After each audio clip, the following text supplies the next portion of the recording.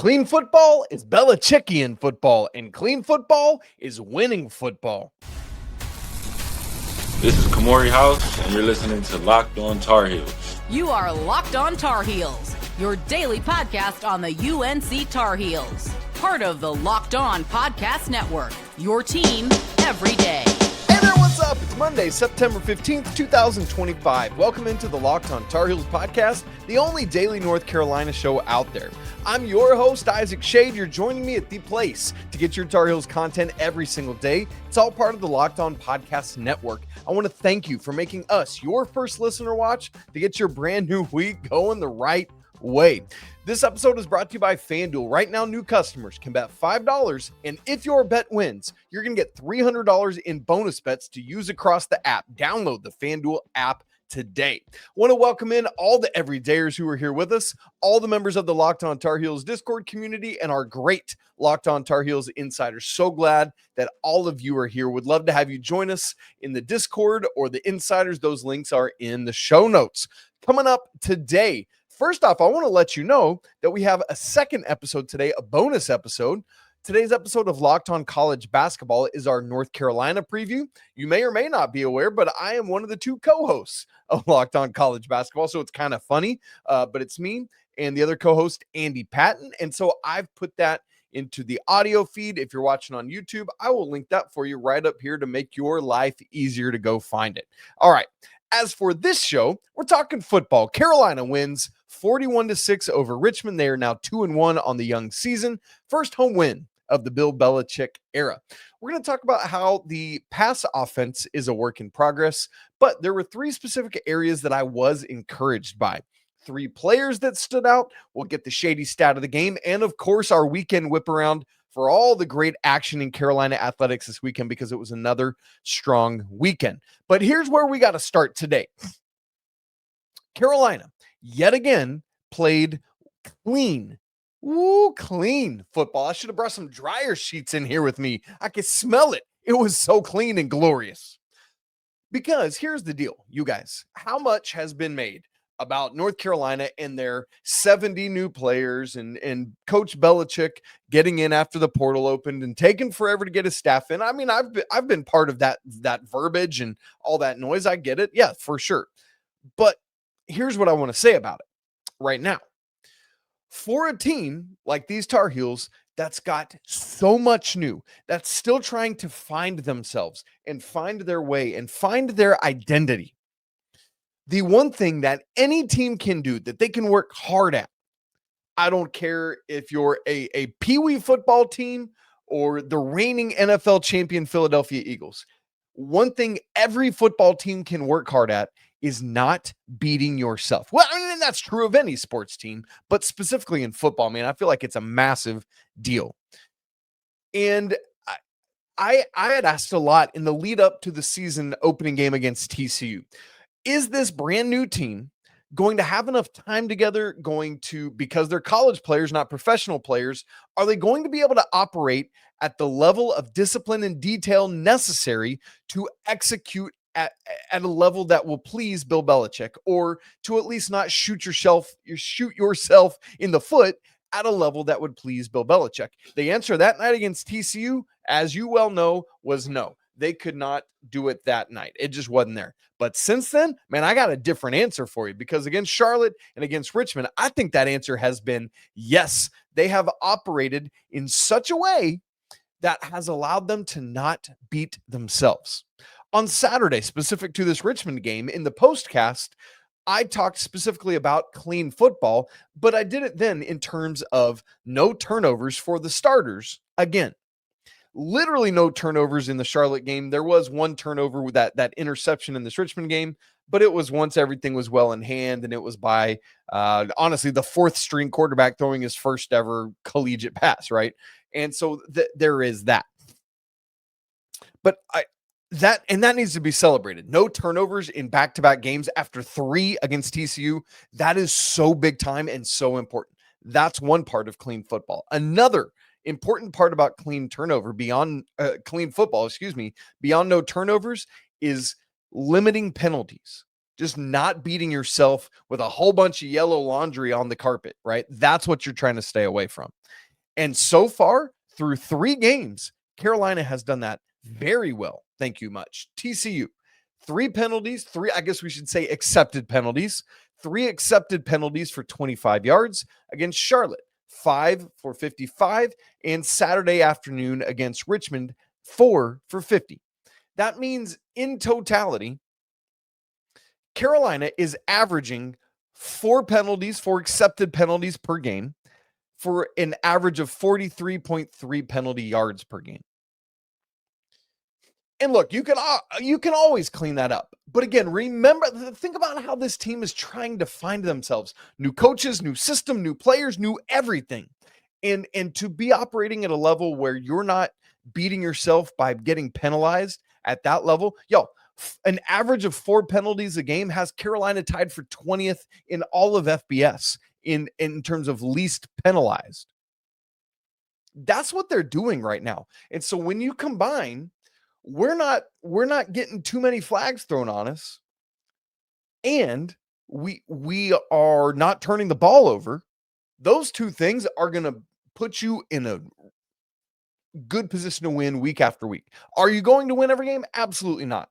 But you're certainly helping yourself. And again, that is something that every team that plays football can do, is work on not beating yourself. Let me compare it to this. I live in a small town in Southwest Missouri called Webb City, WEBB. It's a great community, man. We've lived here, my wife and I, for about 15 years. We're just north of Joplin, Missouri is the closest bigger town that's on Highway 6, Route 66, that famous thing. But we live in Webb City. Webb City is famous for mining historically and high school football. When we moved here in the spring of 2010, the first 5 years that I lived in Webb City High School, the Cardinals went 59-1, winning all 5 of those state championships. Over the course of my first decade in Webb City, they won 7 championships, 1 runner-up, and in that runner-up, they lost by 3 points with the quarterback getting tackled at the 1 as time expired. If he had gotten in, that's ball game, they win again. 1 semifinal and then 1 quarterfinal. That's the first 10 years that I lived here. 7 championships, a runner-up, a semifinal, a quarterfinal. Their total record in that decade was 124-8. That's a 93.9 win percentage. They ran triple option. It's all this crazy stuff. And why do I tell you all that besides the fact that it's crazy cool? Webb City, we're a town of about 10,000-ish people. We don't have all the best talent in the world, although we have had some talented guys come through, a couple in the NFL right now, and some others that have been through. But it's not about that. The reason they win, the reason they beat teams that should have them dead to rights because they're more talented or bigger or whatever it is because they don't beat themselves. A football team that doesn't beat itself is very hard to beat, because then you have to raise your level and not beat yourself.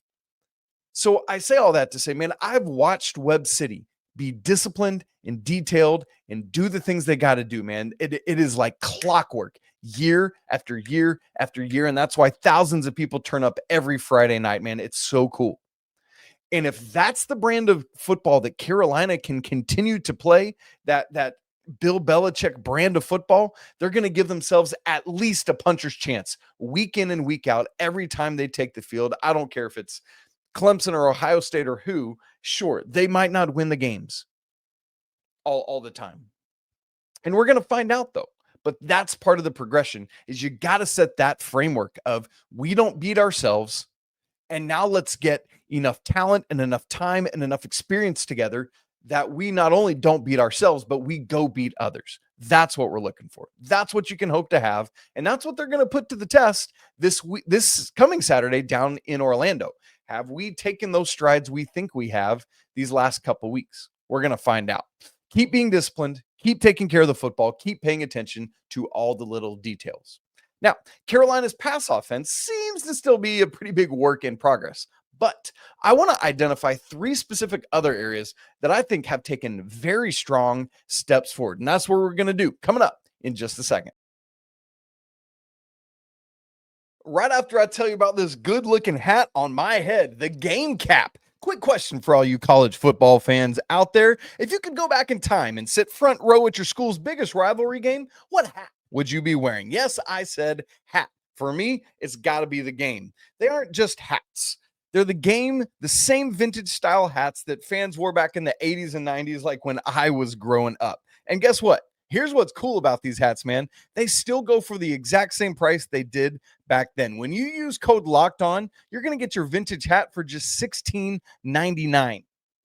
Head on over to thegamecaps.com. Again, that's thegamecaps.com. You can find one like this Carolina blue one I'm wearing, a white one with Carolina blue font. Here's another one for those of you watching. You got that like retro circle look with the cursive font, man. All sorts of good stuff. I think this is the one of the three that works best with all my curls on top of my head. So go do it. Grab your team's classic bar or retro circle design. Use code Locked On for an exclusive discount because legends, man, they wear the game. This episode is also brought to you by 5 Hour Energy. Caffeine just got a flavor upgrade. 5 Hour Energy shots deliver tasty caffeine and count them 17 bold flavors. Each 2-ounce shot that packs the caffeine of a premium 12-ounce cup of coffee, plus B vitamins and nutrients with 0 sugar and 0 crashes. I love how portable it is. It's big taste, tiny shot. You can take it anywhere and get that boost whenever it is that you need it. My wife's going to be in some grad school intensive classes this week, like all day, every day. Man, I know what she should be going to, right? I've been taking a look at some of the limited time flavors that 5 Hour Energy has right now. The one I've been eyeing is the Purple Berry Punch. I like the alliteration. The bottle looks cool. That's the one I want to try. I think that's the next one I'll have to check out. Honestly, I love how fast it kicks in. I'm 41 years old. I'm trying to really start to limit my sugar intake. So I love that it's sugar-free, which also means I don't have to worry about crashing later. Enough with boring, flavorless caffeine. It's time to give your caffeine a flavor upgrade with 5 Hour Energy shots. Get the favorites you love or be bold and try something new in store and online at 5hourenergy.com or check it out at Amazon today. Gonna have to keep rocking the game cap the rest of the episode here because I like the way it looks. I like the color. Good stuff. Okay. North Carolina's offense is still obviously a work in progress, and I would specify the passing offense, but there are some comforting factors that I think have started to stand out for North Carolina as we start to try to figure out who is this team? What is this team? What's their calling card? What's their DNA? What's their identity? And man, the big thing we learned on Saturday was the big man, JuJu. Yo, Damon JuJu, he goes by, is a true freshman, and he has taken the bull by the horns with this running back room, man. As Coach Belichick said in his press conference, started at the bottom of that running back room, which is maybe the most loaded, the deepest position group Carolina has, and he's just worked his way up. He's earned it, as Coach said. He hasn't been given anything, and he looks great. I mean, great. For me, RB1, check mark, off the book, not close, with all due respect to Ben Hall and Caleb Hood and all these guys. It's JuJu's game, man. It's JuJu. He's the guy. Now, thankfully, you've got some guys that can back him up well, but we saw that movement in week 2 where he was like last week leading up to Richmond. That was all the talk we all had, right? Like, this JuJu, he's got to get more reps, right? And finally, game 3, he starts and is the bell cow. We'll talk about his production a little bit more, but I think that running back room is one of the things we feel great about. As the passing game works to find itself, you got the running back game figured out, and you got Gio's legs to go with that, man. So that's a nice tandem. Now just got to get that passing game up to speed with it. Second thing that I think really stands out, that as the passing game works to find itself, I think this is a strong thing. Thus far, the kicking game, and specifically, I mean like field goal and point after stuff. Rece Verhoff, man, has been great. I know I said field goal and point after, but let's start by saying coming into this game, he had a touchback on literally every kickoff this season so far. There were, I think, 4 that were not sent into the end zone in this game, but it actually worked out better on 3 of the 4 because a touchback comes out to the 25, 3 of the 4, I think it was non-touchbacks 1, 2, and 4, were short of the 20. I think it was like the 16-yard line, the 17-yard line, and the 19-yard line. And the one they did get out past, it was just to the 26. So Rece is doing a great job with kickoffs. But then in terms of putting exclamation points on touchdowns, 9 of 9 on point afters, and a perfect 4 of 4 on field goals. Now, he hasn't had to boom like massive ones. He had a nice one against Charlotte, but both of them this past week against Richmond were in the 20-ish range, right? And so, but look, how many college kickers have we seen miss those kicks? And so Rece, coming over from Marshall, has done a great job. He's been perfect on field goals, perfect on point afters. Keep it up, Rece. That's what you need to see, because when drives stall out, man, a college team that can have a dependable 3 points is a college team that is not, again, going back to segment 1, playing clean football and not beating itself. But number 3, the one that I want to just celebrate and shout from the mountaintops, is the fact that North Carolina seems to have a decently reliable defense. Obviously, it showed up in a massive way against Charlotte and Richmond. Now, that's going to be put to the test against UCF, and then as Carolina gets into the ACC slate.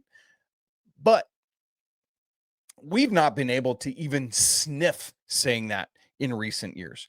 It's been, how can Carolina's offense just at least try to outscore the other team? Because the defense is just, all due respect, not going to be able to do anything. Not going to be able to do anything. And I mean, we're at the point early here in this season where I see a real world where the defense could become the calling card and ID and DNA of this team. I'm not saying that's what it's going to be. I'm saying that is actually a possibility. And that fact alone is wild. Let me use as an example of what the defense is doing the second half of this game. Remember that Richmond ate up basically more than half of the second quarter with one drive late. It was 8 minutes and 42 seconds. It resulted in a field goal. There are only 3 points of the first half, and nearly there are only 3 points of the entire game. So then the second half ensues, and it's like, all right, Carolina, you get the ball now. Let's go score, right? Carolina, in the first half, 4 straight 3-and-outs on defense. And was like, can you live up to that? I don't know that you can, because now Richmond has started to move the ball pretty well in that last drive. And of course, Richmond comes out, they get that onside, they recover it, and it's like, all right, here we go. And they go on another extended drive. This one's a little bit shorter, but still 6.5 minutes all told.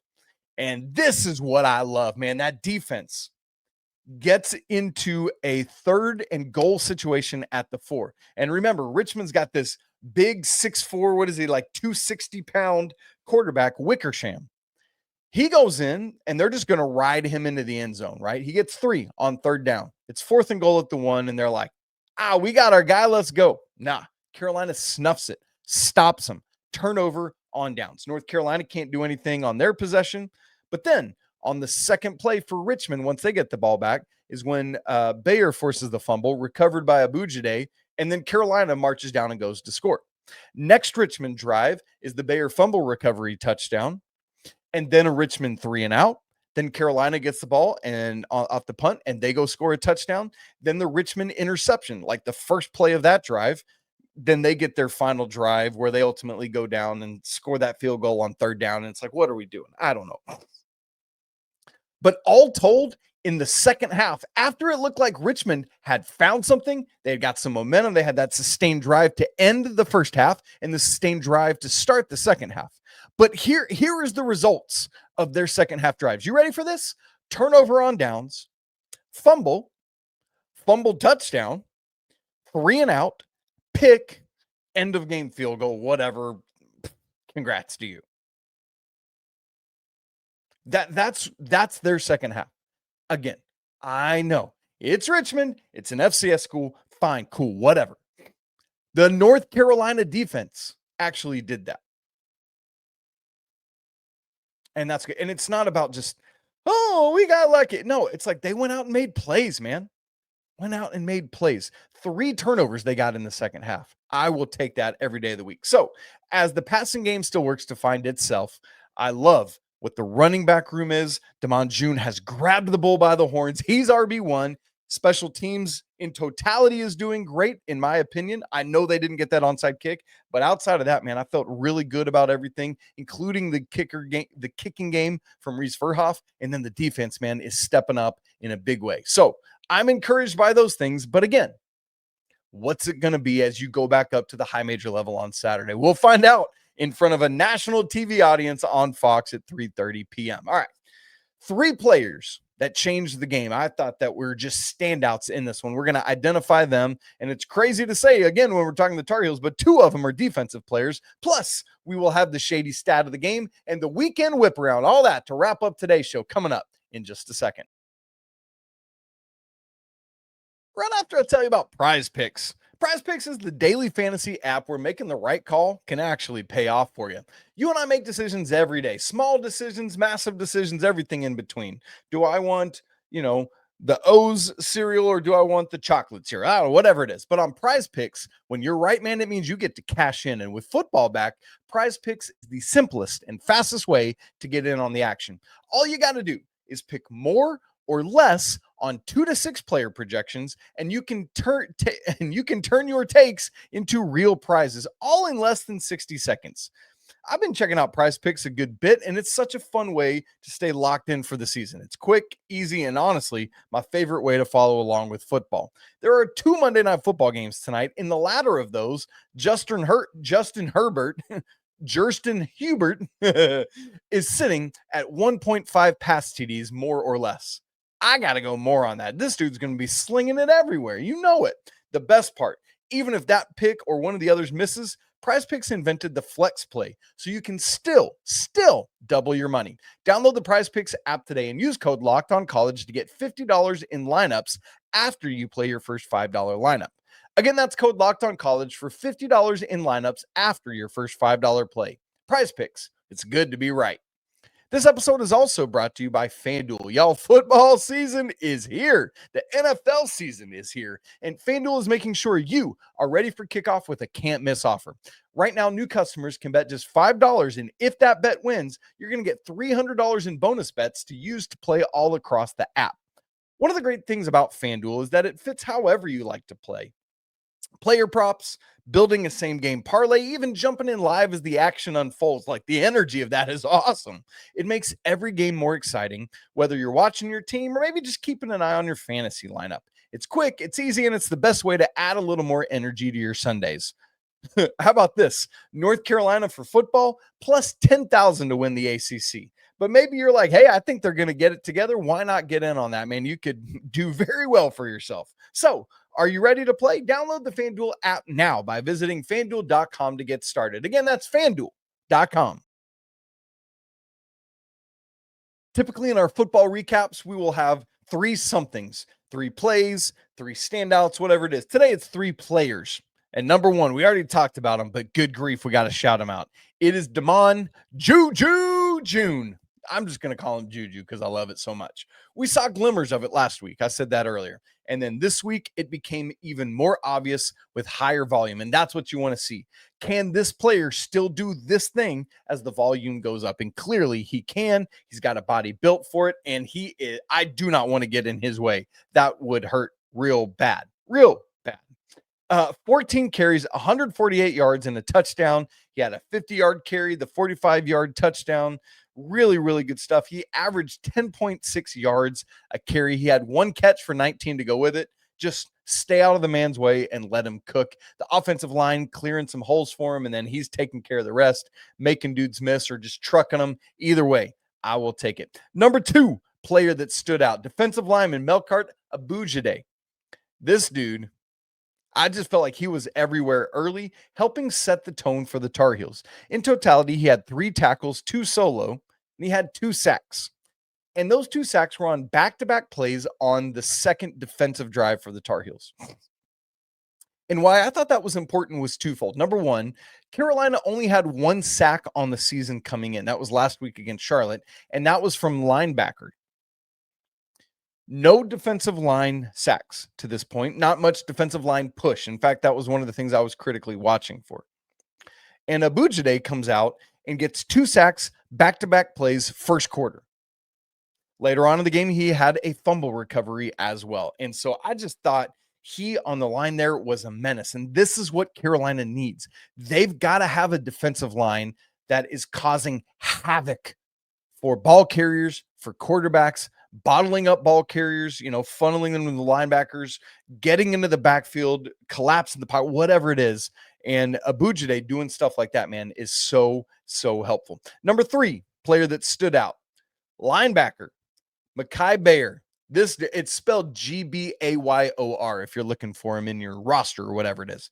6 tackles, 2 of them solo, a sack, a forced fumble. That was the one that Abou-Jaoude recovered. And what I thought was the most insanely I don't know, man. That catch Richmond had on the sideline, that was something. That was an impressive catch. But this play by Bayer for the touchdown, the way I think it was CJ Sims that forced the fumble.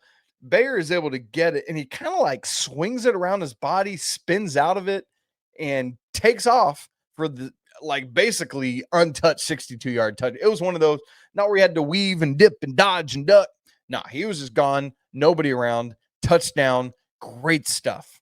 And so I just thought, Abou-Jaoude had a standout day, Bayer had a standout day, and for what it's worth, you might have seen Andrew Simpson, who was that other person with a sack, by the way, had to leave the game, went back to the locker room, not sure of his status, but if he has to miss time, then Bayer is the likely replacement to start at linebacker alongside Kamori House there. And so we'll see what happens. Although Carolina's been playing 3 linebackers, we're not used to seeing that in recent years. So there's a lot of schematic stuff with that there, but I thought all 3 of those guys really showed out. All right, it's time for the Shady stat of the game. I've been saying I want to get all sorts of different types of sunglasses to wear this football and basketball season for the Shady stat. If you got some crazy sunglasses you want me to try, wear for Shady stat of the game, send them my way, man. I'll give it a shot. Why not? Let's get crazy with it. These are actually my wife's. I wore a pair of mine last week. I'm wearing one of my wife's today. And today's Shady stat of the game. For the first time since 2012, Carolina has not allowed a touchdown in back-to-back games. And again, regardless of competition level, that is something. So that previous time was September 22nd of 2012. Carolina beat ECU 27-6. And then the next week on the 29th, blanked Idaho 66-0. That's insane stuff. And what is that? A combined 93-6. Good grief. But Carolina has done something similar here. Yes, I guess against lower level competition. And again, as I've been saying, now the step back up to UCF on Saturday. We'll see what happens. But to not allow a touchdown, even with second and third stringers in, man, that's just impressive.